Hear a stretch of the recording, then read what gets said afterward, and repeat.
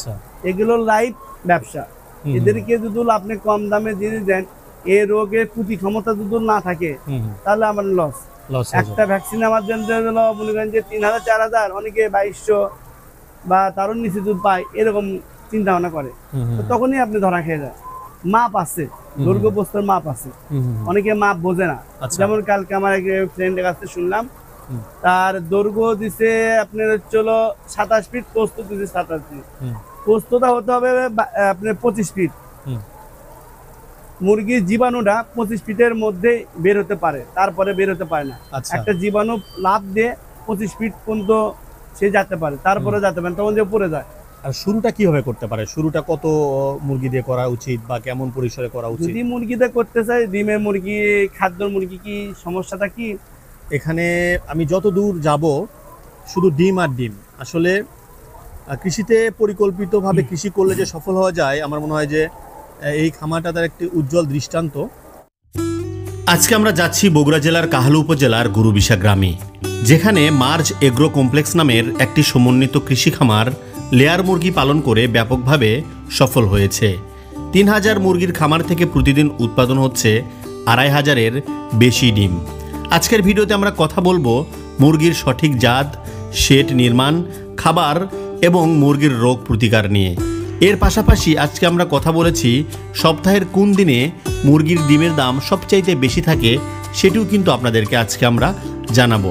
অতএব আপনারা যারা কৃষির সাথে সম্পৃক্ত হতে চান, বিশেষ করে মুরগি পালন করে সফল হতে চান, তাদের জন্য আজকের ভিডিওটি অত্যন্ত গুরুত্বপূর্ণ। প্রিয় দর্শক, আমরা কিন্তু মার্জ এগ্রো কমপ্লেক্সে প্রবেশ করেছি এবং শুরুতেই আপনারা দেখছেন এখানে কৃত্রিম বৃষ্টির মাধ্যমে এই শেডের তাপমাত্রা নিয়ন্ত্রণ করা হচ্ছে, যাতে করে মুরগিগুলো সুস্থ থাকে। প্রিয় দর্শক, আপনারা দেখুন এখানেই কিন্তু একসাথে 3000 মুরগি পালন করা হচ্ছে, যেখান থেকে প্রতিদিন 2500-এর বেশি ডিম কিন্তু সংগ্রহ করা হয়ে থাকে। প্রিয় দর্শক, আপনারা যারা এরকম লেয়ার মুরগি পালন করতে চান, অর্থাৎ যারা ডিম উৎপাদনের জন্য মুরগি পালন করতে চান, তারা অবশ্যই আজকের ভিডিওটি পুরোপুরি দেখবেন, কারণ আজকের ভিডিওতে আমরা মুরগি পালন নিয়ে সকল বিষয়ে কিন্তু বিস্তারিত কথা বলেছি। আমাদের বিশ্বাস আজকের ভিডিওটি যদি আপনারা পুরোপুরি দেখেন, তাহলে মুরগি পালন নিয়ে আপনাদের মনে যে প্রশ্নগুলো আসে তার অধিকাংশই কিন্তু উত্তর পেয়ে যাবেন। তাই অবশ্যই আমাদের সাথেই থাকবেন। এই খামারের একটি বিশেষ দিক হচ্ছে এই খামারটি কিন্তু অত্যন্ত পরিষ্কার এবং পরিচ্ছন্ন, এবং নিয়মিত এই মুরগিগুলোর যত্ন নেওয়া হয় এবং খাবারও দেওয়া হয় অত্যন্ত সুপরিকল্পিতভাবে এবং সঠিক নিয়মে, যার কারণে এই মুরগিগুলো কিন্তু রোগেও আক্রান্ত হয় অত্যন্ত কম। আপনারা দেখছেন এখানে মুরগির যে বিষ্ঠাগুলো রয়েছে সেগুলো কিন্তু সুন্দরভাবে এই নিচ দিয়ে পড়ে যায়, যার কারণে এখান থেকে খুব সহজেই যারা খামারের কর্মী রয়েছে তারা কিন্তু পরিষ্কার পরিচ্ছন্ন করতে পারে, যাতে করে এই খামারে নেই কোনো বাজে গন্ধ।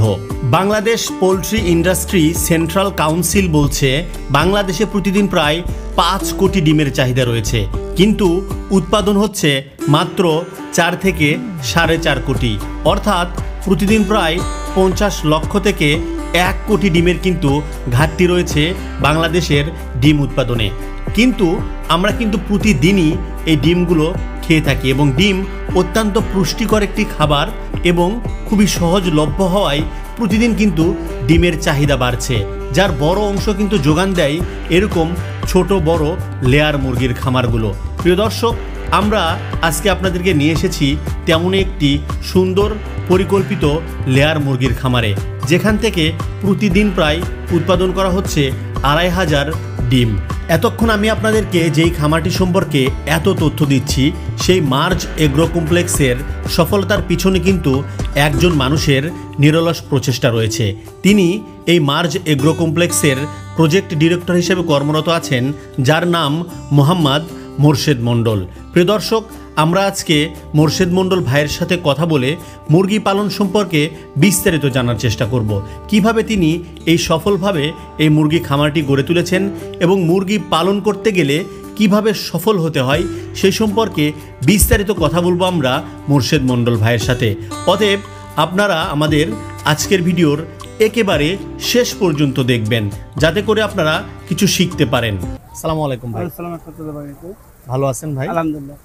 আচ্ছা, আমরা তো আজকে আপনাদের এই মার্জ এগ্রো কমপ্লেক্সে এসেছি জি। এবং আমার মনে হচ্ছে না যে আমি কোনো মুরগির শেডে আছি। মানে মুরগির খামারে যে একটা মানে এটা ন্যাচারাল স্বাভাবিক বিষয় যে একটা গন্ধ থাকে বা এরকম কিছু, বাট আপনাদের এখানে কোনো গন্ধই নেই এবং পরিষ্কার পরিচ্ছন্ন মুরগি যেভাবে ডিম দিচ্ছে বা সার্বিকভাবে মানে আমাকে খুবই মুগ্ধ করেছে আপনাদের টোটাল ম্যানেজমেন্টটা। আসলে মূলত আলহামদুলিল্লাহ এটা শুরু থেকেই আপনার আমার পরিচ্ছন্ন, আমি খুব অ্যাক্টিভ। আমি কর্মচারীদের বেতনও পরিপূর্ণতাভাবে দিই, কখনো কম কম দিই না। ওদের বলছি যে আমি তোমাকে বেতন দেবো উপযুক্ত, কাজ আমি উপযুক্ত বুঝে নেব। আমার মুরগি এটা 0 বাচ্চাতে শুরু করছি, ন্যারিশের মুরগি। আর বর্তমানে এখন আমার এই মুরগি ডিম দিচ্ছে 3000 মধ্যে ডিম মুরগি আছে আপনার 1835টা আছে বর্তমানে।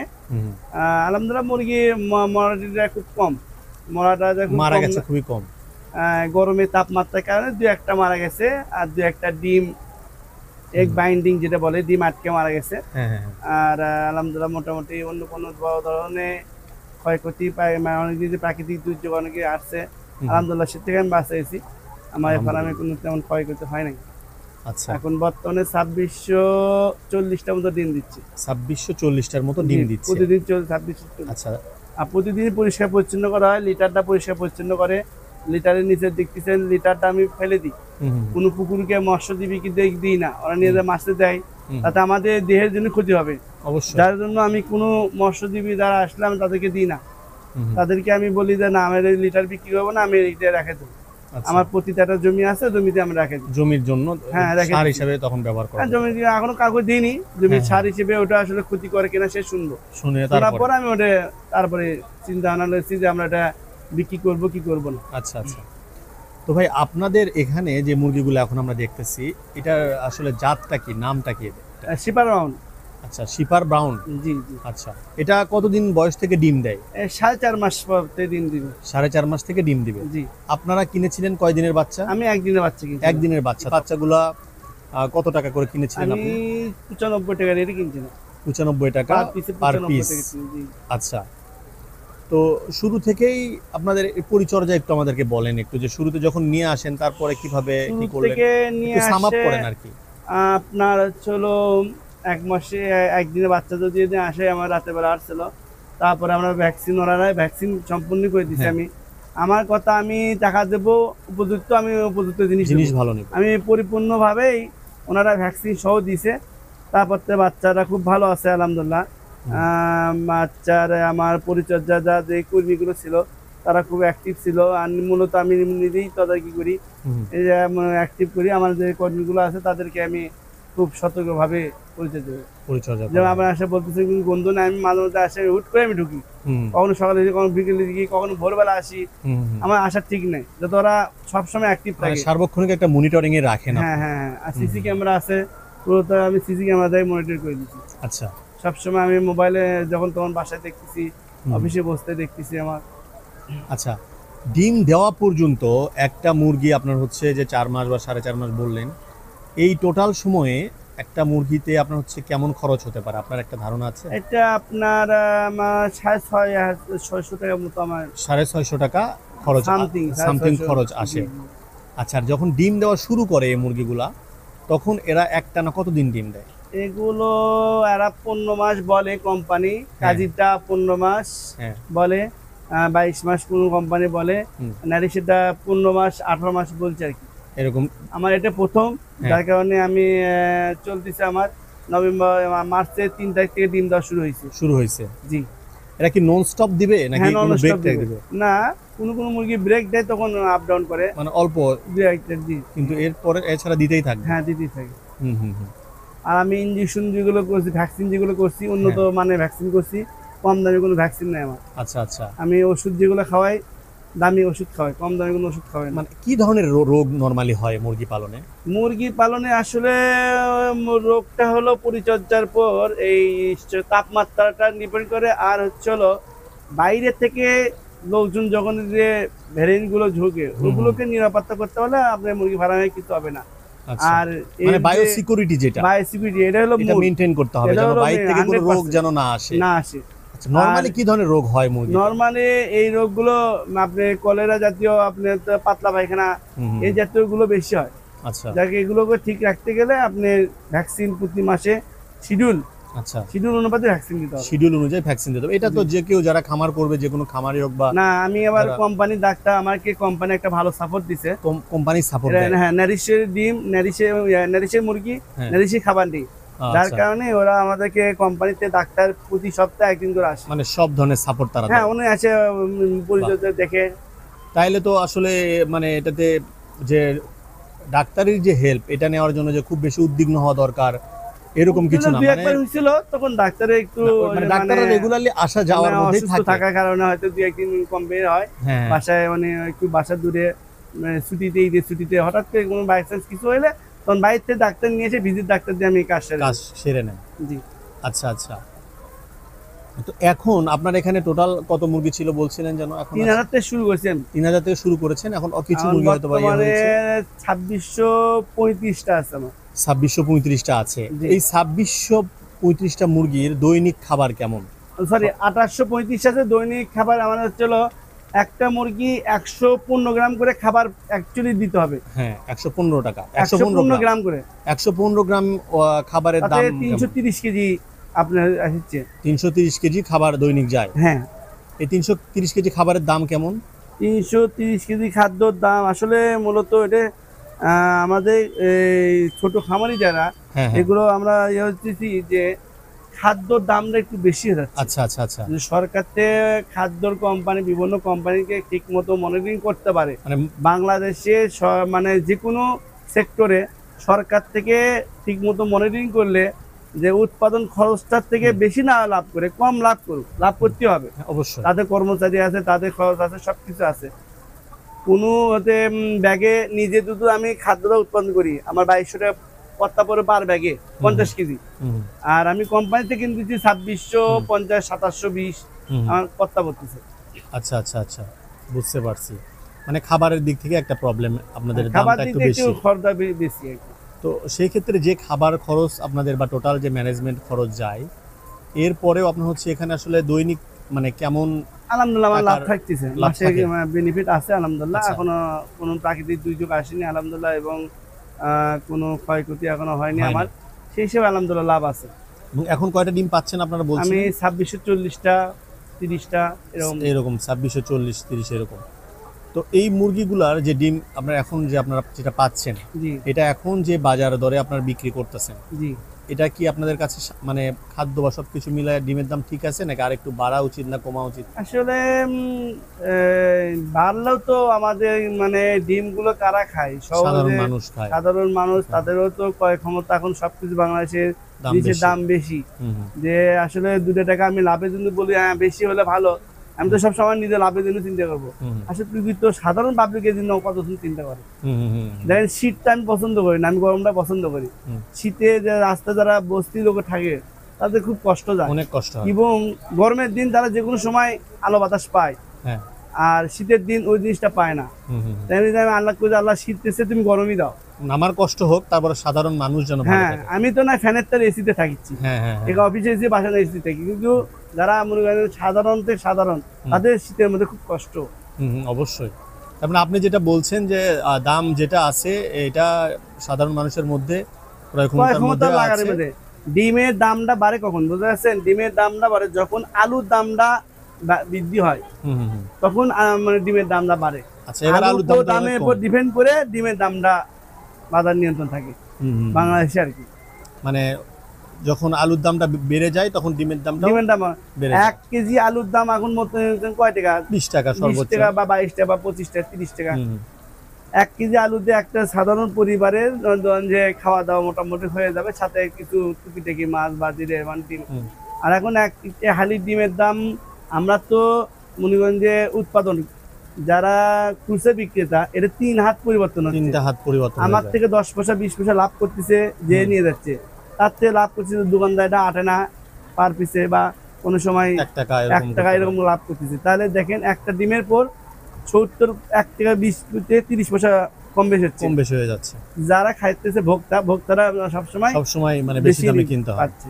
যারা যারা মুরগি মুরগি পালন পালন করতে চায়, উদ্যোক্তা হতে চায়, তাদেরকে আপনি কি পরামর্শ দিবেন? তাদের যে আসলে মুরগি পালন যে যেখানেই করুক, হ্যাঁ, সব সময় তার বায়োসিকিউরিটিটা বড় দরকার। আচ্ছা। আর যে করুক নিজে মনিটরিং করতে হবে। নিজে অনেক সময় লেবারের সাথে খুশি কাজ করতে খুশি হবে। কাজ করে তাদেরকে কাজ তুলে নিতে হবে। হুম। তাদের সাথে খুশি কথা বলতে হবে, হাসি খুশি, হ্যাঁ, তাদের মিষ্টি ভাষায় কথা বলতে হবে। যদি তাদের সাথে পরিপূর্ণভাবে কাজ তুলে নিতে কাজ চান, নিতে চায়। ওই তাদের সাথে রাগ ভাগ করলে আপনারই ক্ষতি হবে। ওদের সাথে রাগে কথা বলা যাবে না, বুঝতে পারছি। তাহলে নিজেরই ক্ষতি হবে। আমরা তো ভাই প্রায় এরকম সংবাদ দেখি বা অনেক সময় দেখি যে এরকম অনেক খামার পড়ে আছে, মানে হয়তো তারা আশা নিয়ে শুরু করেছিল বাট কন্টিনিউ করতে পারতেছে না, লসের সম্মুখীন হয়েছে। এটা কেন হয় আসলে? এদের লসের এক নামাত্র কারণ হচ্ছিল তারা দেখবেন যে ভ্যাকসিনগুলো, যে ওষুধগুলো খাওয়াতে হয় সবসময় চিন্তা করে কম দামে। যার কারণে কম দামে কম দামি কোম্পানি ভ্যাকসিনগুলো খাওয়ালে সবসময় মুরগি ভালো থাকবে। আচ্ছা, এগুলো লাইভ ব্যবসা। এদেরকে যদি আপনি কম দামে জিনিস দেন, এই রোগের প্রতি ক্ষমতা যদি না থাকে, তাহলে আমার লস। একটা ভ্যাকসিন আমার জন্য মনে করেন যে 3000 4000, অনেকে 2200 বা তারও নিচে যদি পায়, এরকম চিন্তা ভাবনা করে, তো তখনই আপনি ধরা খেয়ে যায়। বুঝছি। তার মানে ওষুধ যেটা বা খাবার যেটাই হোক, কোয়ালিটিটা ভালো। ফার্মের একটা ইয়ে আছে, মাপ আছে, দৈর্ঘ্য প্রস্থের মাপ আছে। অনেকে মাপ বোঝে না। যেমন কালকে আমার এক ফ্রেন্ডের কাছে শুনলাম, তার দৈর্ঘ্য দিছে আপনার হচ্ছিল 27 ফিট, প্রস্থ দিছে 27 ফিট। প্রস্থটা হতে হবে আপনার 25 ফিট। মুরগির জীবাণুটা 25 ফিটের মধ্যে বের হতে পারে, তারপরে বের হতে পারে না। একটা জীবাণু লাভ দিয়ে 25 ফিট পর্যন্ত সে যেতে পারে, তারপরে যেতে পারে, তখন যে পড়ে যায়, আর ওখানে মৃত্যু হয়। মানে দৈর্ঘ্য 25 ফিট বলতে আপনি কেমন বুঝাচ্ছেন? পোস্তটা আপনার 25 ফিট, দৈর্ঘ্য আপনি যত বড় ইচ্ছে নিতে পারেন। আচ্ছা, মানে এই দিকে যেটা, এটা 25 ফিট হতে হবে। এটা 25 ফিট হতে হবে। আচ্ছা। আর আপনি লম্বা যত বড় আপনি নিতে পারেন, 25 ফিটের উপর যাওয়া যাবে 25 ফিটের উপর যাওয়া যাবে না। আপনারা এখানে খুব সুন্দর ব্যবস্থা রেখেছেন যে ভিতর দিয়ে যেন মানে যেটাই মলমূত্র পড়ুক সেটা পরিষ্কার করাও খুব সহজ। না, ওটা লোক আছে, আমার লোক আছে, খুব সহজেই করতে পারবে। হ্যাঁ, লোক আছে। আর এখানে যে আপনারা একটা খাঁচাতে কয়টা মুরগি রেখেছেন? একটা খাঁচাতে আমি 4টা, কোন জায়গায় 3টা রাখছি, জায়গায় 3টা। তো এটা কি একটু বেশি চাপাচাপি হয়ে যাচ্ছে না ওদের জন্য? খাঁচাটা আর 1-2 ইঞ্চি বড় হলে পারফেক্ট হতো। এখন এখানে কেমন মানে আছে খাঁচার দৈর্ঘ্য প্রস্থ কেমন? আপনার 20 ইঞ্চি আর 16 ইঞ্চি। 20 ইঞ্চি আর 16 ইঞ্চি, তাহলে 20 ইঞ্চি হলে কি ভালো হতো? 18 আর 22 ইঞ্চি হলে ভালো। 18 আর 22 হলে ভালো হবে। প্রিয় দর্শক, এটা আপনারা একটু লক্ষ্য রাখেন যে 18 এবং 22 হলে একটু ভালো হতো। ভাই যেটা বলছেন, এখানে মুরগিগুলো একটু মনে হয় চাপাচাপি বেশি হয়ে গেছে। আচ্ছা, আর এটা আপনাদের যে শেডটা যে নির্মাণ করেছেন আপনারা, এখানে টোটাল কত হাজার মুরগি থাকবে আশা করা যায়? এটা আসলে আরো আমার 500 মুরগি আটতো, আমি 500 মুরগি কমে তুলছি নিজের থেকে। মানে 3500। জি, 3500 মুরগির একটা শেডে আপনার হচ্ছে মানে শেড নির্মাণে কেমন ব্যয় হয়? আপনারা যেরকম করেছেন, মূলত আমি যখন করছি, আমি ব্যয়টা তাও 15-20 লাখ টাকা খরচ, 15-20 লক্ষ টাকা খরচ হয়েছে। আমি অ্যাঙ্গেল দিয়ে করছি তো, নিরাপত্তার জন্য। আচ্ছা, শেড নির্মাণে আর কি জিনিস লক্ষ্য রাখা উচিত? আপনি যেমনটা বললেন যে দৈর্ঘ্য প্রস্থর একটা বিষয় বললেন, তারপরে এরকম আর কি জিনিস লক্ষ্য রাখেন? মেঝেতে আপনি মনে করেন যে মেঝেটা হবে, আর উচ্চতা, হ্যাঁ, উপরে উচ্চতা যত ভালো হবে তত আপনি মনে করেন যে ডিমের মুরগির জন্য, অন্যান্য মুরগির জন্য ভালো হবে। আচ্ছা, মানে উচ্চতাটা ভালো রাখলে বেশি ভালো। আচ্ছা, আপনারা দেখলাম যে এই দিনের বেলা এখন তো আকাশেও কোনো মেঘ নাই, কিন্তু আপনাদের শেডের উপরে কিন্তু বৃষ্টি হচ্ছে। বৃষ্টি মানে কি, আমি পানি ফোয়ারা দিছি তাপমাত্রাটা নিয়ন্ত্রণ করার জন্য। এটা মানে আপনারা কৃত্রিম ভাবে আপনারা করেছেন যেন তাপমাত্রা নিয়ন্ত্রণে থাকে। এটা দিনে কয়বার এরকম ছাড়েন? আমি রাত দিন, এটা শুধু সন্ধ্যা আগ পর্যন্ত চলে, মানে সারা দিনই চলবে? সকাল কয়টা থেকে? এই সকাল তাপমাত্রা যখন বৃদ্ধি হয়ে যায় তখন দিই, তার আগে দিই তখন থেকে। আর যদি কখন আবহাওয়া নরমাল থাকে তখন দিই না, ব্যবহার করার প্রয়োজন হয় না। আচ্ছা আচ্ছা, বুঝতে পারছি। আর মুরগিগুলোর খাবার, এই যে এখানে দেখতেছি মুরগিগুলো খাচ্ছে, এখানে কি সবসময় এরকম খাবার দেওয়াই থাকবে? হ্যাঁ, খাবার দেওয়াই থাকে আমাদের, ওরা খাবার পানি দুটোই দেওয়া থাকে সবসময়। খাবার উপরে পানি, এই যে পানির মনে এখানে দেখলাম ট্যাপ আছে, এখানে এই যে পানির একটা উপরে যে ব্যবস্থা আছে, এখানে কিন্তু পানি, ওখানে যে ট্যাপ আছে ওখান থেকে পানিটা ছেড়ে দিলে এখানে অটোমেটিক্যালি পানি চলে আসবে। ওইরকম পানি চেঞ্জ করে দেওয়ার যে কষ্ট সেটা নেই, না, তাই না? তো আমাদের দেশের যারা তরুণ ভাই, যারা হচ্ছে শিক্ষিত, বিশেষ করে বেকার বা শিক্ষিত যারা তরুণ এক শ্রেণী আছে, বা আমাদের দেশের অনেক প্রবাসী ভাইরাও আছে যারা স্বপ্ন দেখে যে দেশে ফিরে হালাল পথে কিছু করতে চায়, এবং এই জন্য অনেকেই কৃষিটাকে বেছে নেয়।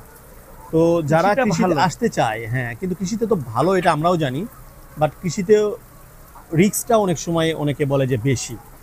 তো আপনি তাদের উদ্দেশ্যে কি পরামর্শ দিবেন আসলে, যে তারা যারা উদ্যোক্তা হতে চায় তারা কোন বিষয়গুলো লক্ষ্য রেখে তাদের এভাবে আসবে?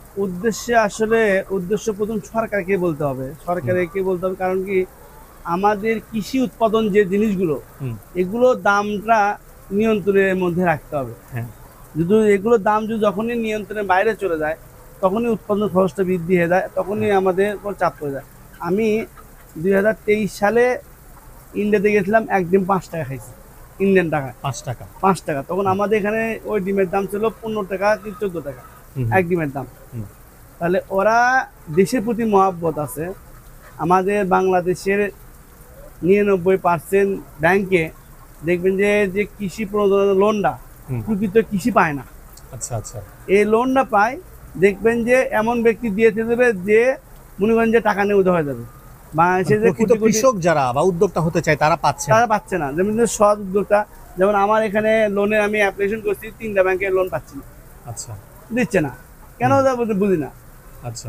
যে ওনারা লোন দিচ্ছে না। তো আমি যেটা বলছিলাম, এরকম তো অনেক সমস্যা আছে আমাদের দেশে। আছে। আমরা চাই আমাদের যারা ঊর্ধ্বতন কর্মকর্তা আছে তারা বিদেশি প্রকৃত প্রবাসীদের কৃষক জন্য বলতে খুঁজে চাই দেবে। যে ওনারা আসে, নিজে অবশ্যই মনিটরিং করতে হবে, কারোর উপর ডিপেন্ড করা যাবে না। ডিপেন্ড করে করা যাবে না। না না না না, নিজে করতে হবে। যদি কারোর উপর ডিপেন্ড করতেও চান, সে একদম সৎ ব্যক্তি হতে হবে, মানে নিজে কেউ হয়তো একদম সৎ ব্যক্তি হতে হবে, নিজে পরিশ্রম করতে হবে, যাতে হ্যাঁ পরিশ্রম করে যেন তুলতে পারে।